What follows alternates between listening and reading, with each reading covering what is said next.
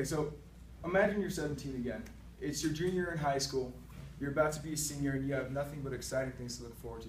Becoming the team captain, prom, spending a lot of time with your friends and just goofing off and making great memories before you just go away to college. Imagine that you're 17 and you're looking forward to graduation every day, kind of like we are now. Every day you wake up and you're like, I'm one day closer, I cannot wait. Now imagine that you're 17 again, except instead of being excited about graduation, you feel dread. You're scared.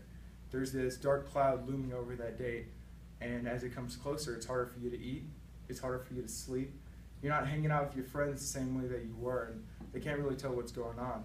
So the question is, what could cause you to feel this way? And the answer lies within a poem called Anthem for Doomed Youth by Wilfred Owen.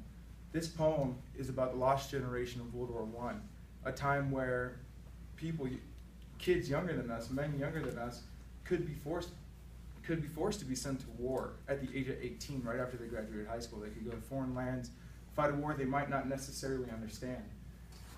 So Wilfred Owen, the author, recognizes this and he sympathizes with them and he tries to give them a voice.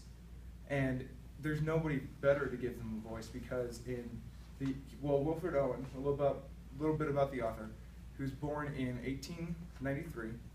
And he was just obsessed with the English, he was obsessed with poetry. He started writing when he was 17 years old. And shortly after that, he became a teacher. And he became a teacher, and he taught kids almost his own age, so high school level. So not only was he in high school and did he graduate about the same time this war was going on, but when he was a teacher, he also got to see firsthand how these kids felt about it too. So no one really had the same perspective that he had. Nobody could sympathize as well with these kids like he did.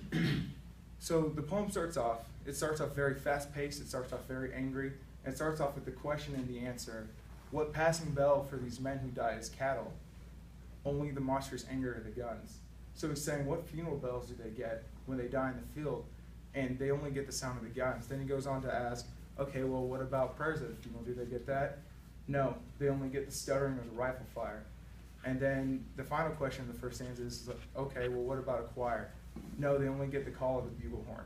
So saying charge. So he's comparing all these items in the church, all these things that you should get at a funeral, to how it really is on the battlefield, to kind of show the reader that what's going on isn't right, that it's not right that they don't get any of this and they're forced to die with nothing but the sound of gunfire and then screaming.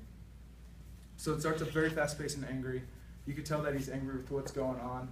And the second stanza moves into more of a lingering sad and a mourning face with the family. It talks about how their faces cover the pall of the coffin with how their faces cover the pall of the coffin with tears, how the families are worried that after they die they won't have candles to light their way in the dark. Instead, they're only going to have the whites of each other's eyes. So this lost generation truly is lost. They're there, people recognize they're there, but they're disoriented, they're scared. So then the poem ends with the line, it's the only line of the poem. It really stands out because it's not an iambic pentameter, the only line that isn't. And it reads, and at slow dusk, a drawing down of blinds. So basically at every slow sunset, as the sun's setting, the family they can draw down their blinds. And I think it's such a powerful line because I think the setting sun represents the mourning period of the family, the sadness and the loss that they had to deal with. It's there every single day. It's set slowly, and even though they draw down the blinds to try to block it out, to try to forget, and to try to just really, really find a conclusion, to find anything to resolve this hurt in their life, the light's always going to be there. It's always going to be shining through the blinds, and they're never going to be able to forget what happened. So Wilfred Owen wrote this poem in order to make sure that we never forget the lost generation, that their sacrifice and that their bravery that they faced will never be forgotten. Thank you.